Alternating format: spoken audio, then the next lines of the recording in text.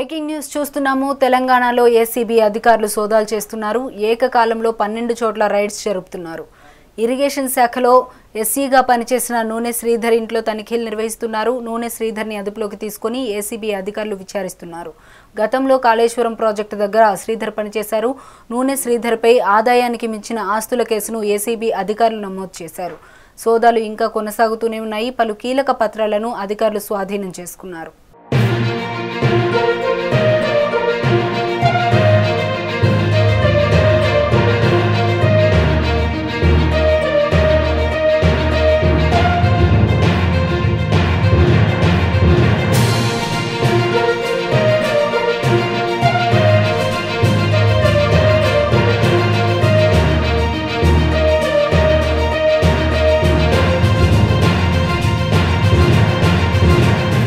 తెలంగాణలో ఏసీబీ అధికారులు సోదాలు చేస్తున్నారు. ఏకకాలంలో 12 చోట్ల రైడ్స్ జరుపుతున్నారు.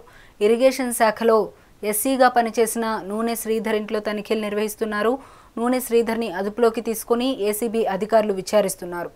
గతంలో కాళేశ్వరం ప్రాజెక్టు దగ్గర శ్రీధర్ పనిచేశారు.